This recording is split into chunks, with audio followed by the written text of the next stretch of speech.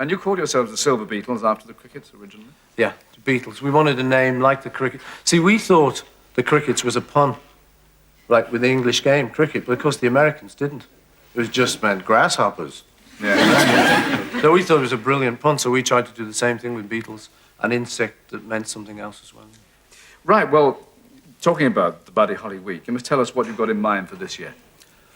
Well, there's a competition on, which you know nothing about, probably, except it's all written down there. Yes, that does. It's a competition for anyone who'd like to draw a portrait or paint a portrait in oils, anything, whatever you like, of Buddy Holly himself. And there's prizes galore. So there are. Shall I remind them of the details of this? Because as you say, I just happen to have it written down here. Yeah. Now, if you want to paint a portrait of Buddy Holly, you must send your entry by recorded delivery to this address: Portrait of Buddy Holly Competition, Aspel and Company, London Weekend Television, London SE 99 6YW. It says here the 100 best entries will go on exhibition in London in September, and the 7 best entries will be used as record sleeve designs for a limited edition of singles by Buddy. And there's a closing date, 21st of July this year. Attach your full name and address, your age and telephone number if you can to the entry, and it should be no more than 3 feet square. And we'll be repeating the details at the end of the programme. Of course, your own portrait's hanging in the National Gallery, isn't it, Paul? Yes, sir. And the man who painted that is going to be one of the judges on this competition. Yeah, he's a fellow called Humphrey Ocean. Yeah, wonderful name. He's a lovely fellow. His actual real name is Humphrey Butler Bowden. I wish you hadn't told me. Well, I bet he does too. Now, you, along with many others, did cover numbers of other people's music. Do you enjoy hearing other people do cover versions of your music? Yeah, it's an honour, really, you know, when someone likes it enough to do it. And if you've written it, yeah, it is smashing to hear other people do it. Have you actually offered a song to another performer? Well, I did. I was once rung up by the great Frank Sinatra himself, who I was in the studio and a phone call came and said, "It's Frank Sinatra for you." Who? So I said, "Hello, Frank," you know. Oh. And he said, "Have you got a song?" You know, he said, "I've heard about you," all that.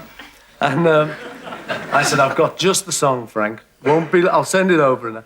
Because I'd secretly, you know, as a songwriter, you hope he'll ask you one day. Yeah. So I had one ready. Well, he turned it down. That's the... Did he say why? I think it was something to do with the fact it was called Suicide. I don't think it was, like, just catchy. No, I thought it was quite good, you know. I wrote it when I was quite young. This was kind of cabaret, Sinatra, boo, hip, hop, and all that. And... You could have used it. He could have said, "Suicide, I did it my way." People are always very interested in where the music comes from. And I know that Lionel Richie said, "The tunes are just floating in my head the whole time and they come out the end of my fingers." Is that the same with you?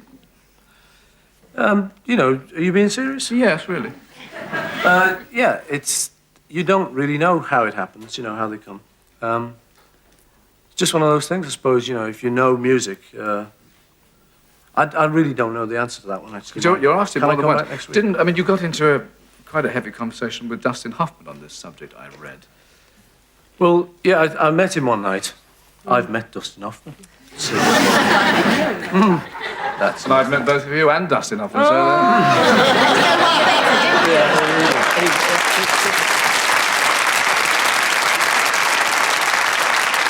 Anyway, yes. As I was saying... Anyway, so I met Dustin Hoffman. He was making a film in Jamaica and I was on holiday. And he invited us to dinner, so we went round to his house.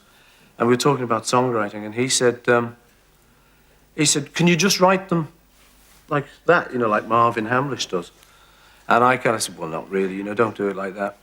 He said, "I've got something here I'd like you to try it with."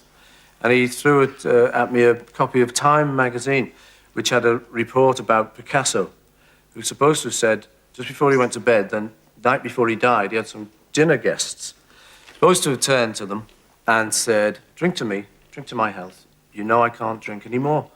So Dustin said, "That's great, you know, can you write a song with that?"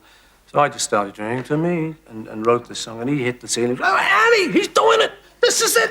Look at this!" He was leaping around. And so I was just showing off, you know, so I wrote this song for him, called Picasso's Last Words. And what happened to that song?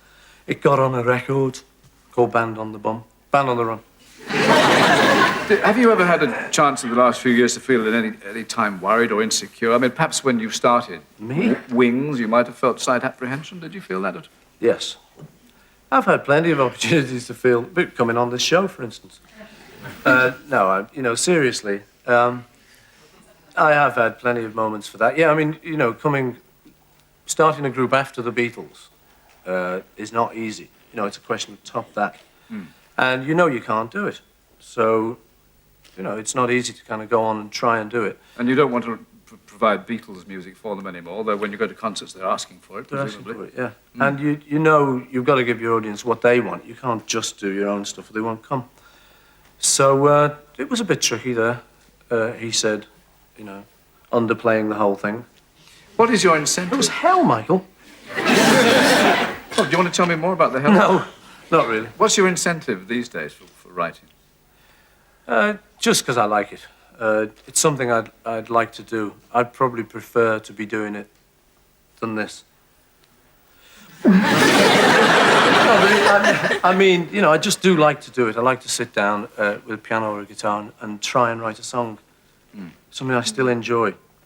And if one comes, there's a magic feeling, as any of the lads in a band will tell you. I don't suppose they've actually experienced that feeling much They're themselves. all nodding. Every single Yes, wake up there. What a crowd. Anyway, nowadays your family, I presume, provide quite a lot of the inspiration for your work, does it? Well, I've never actually written totally from my experiences. I kind of make it up. Something like a song like Obla Di Obla Da about Desmond and Molly. Well, I've never met anyone called Desmond and Molly. And what about the other people you name in your songs, like Michelle and Eleanor Rigby? Never met her. Honest, Gov. Never touched her. No, I make it up. That's the way I write. I like to write like that. Some people... I know George Harrison used to say to me he couldn't do it like that. He couldn't understand how I just, made up a story. Because he prefers to write from something happens to him. He'll write it out. I do a bit of that, but I mainly prefer to just make it up, kind of. What do your children think of your music? Well, they tell me they like it, but I think it's just to stay up late. And they're very supportive, actually, compared to how they could be. And it's interesting to watch one's own children react, or usually not, to anything that one does. And I wonder how they feel about having somebody who's so globally famous as you are. I don't know. The way we play it in our own family, I'm not famous.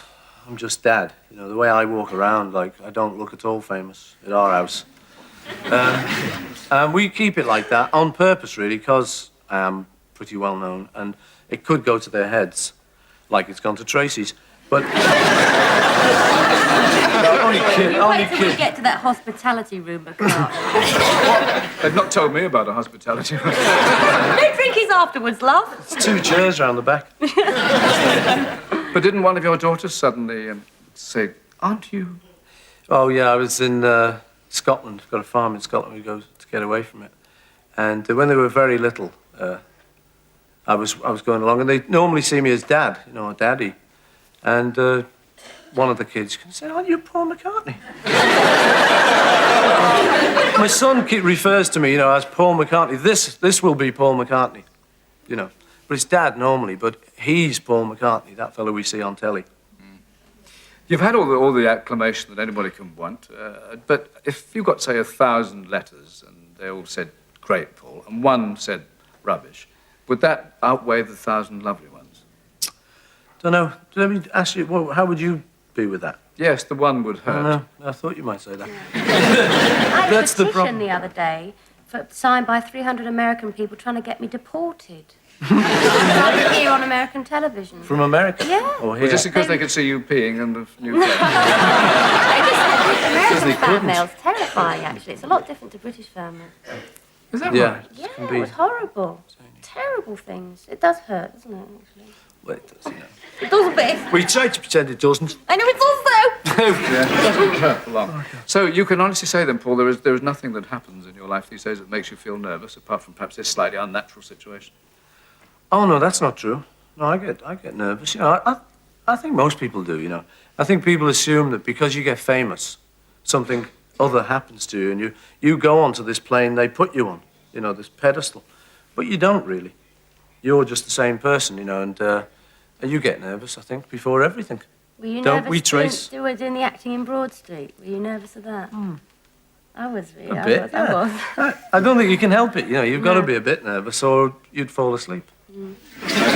First kiss helps, of course.